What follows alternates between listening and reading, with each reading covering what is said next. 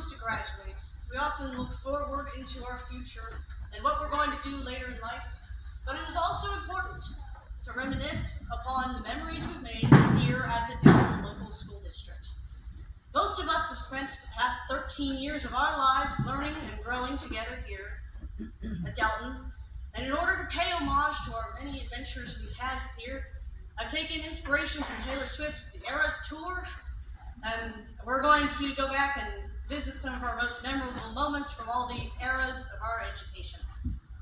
I would call the first era the field trips and fun era, because we accepted whatever gimmicks the school would throw at us to get us together. And that included field day at the end of the year, at class activities, class parties, but most of all, field trips. Every lesson seemed to be part of the trip, and the teachers would give us a permission slip, and we'd go home and our parents would sign it and send us to school with a brown paper bag lunch. We went to the museum, to the zoo, to the orchestra, and even to a baseball game when the curriculum lined up. We went to the Wilderness Center every single school year. I don't know what that was for. I don't feel like I learned anything.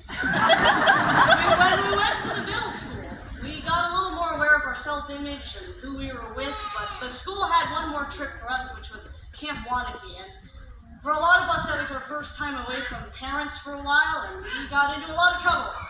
What was said and done at camp should probably stay at camp. But when we got back, we were ready for the next year, ready for our 7th grade, filled with angst and anticipation on what sort of trips we would have that year, unaware of the coming hurdle. And soon enough, the lockdown era was upon us. It started in February of that year, where there was whispers of a virus spreading, but nobody really cared. Then in March, the teachers had us pack our bags and clean our lockers and go home, just in case. And then the call was made for us to stay home, and our lives turned upside down. Our classes were online, on slideshows, and Google Meet. It had that terrible lag, and that microphone feedback, and that is even if you could log on, because sometimes it didn't work.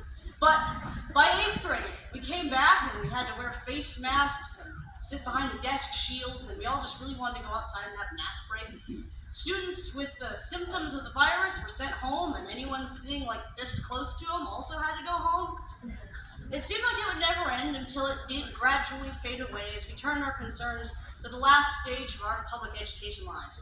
We had arrived at last at the rebirth era.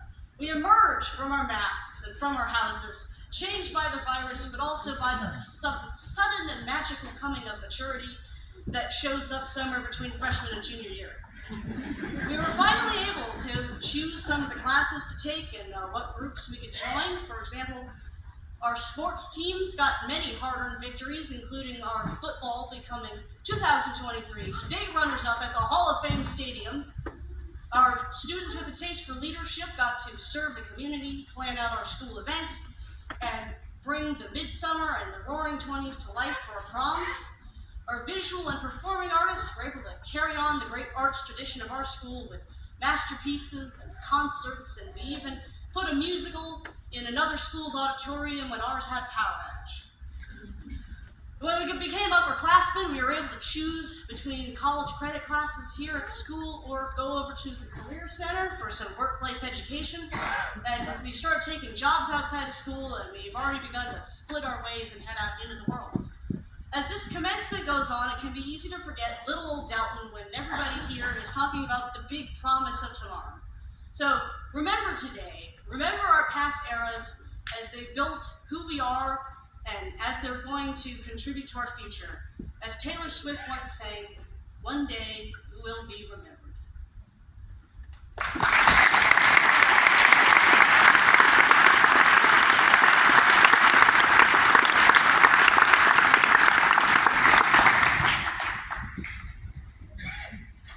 Thank you, Ann. Now, next, if you would please welcome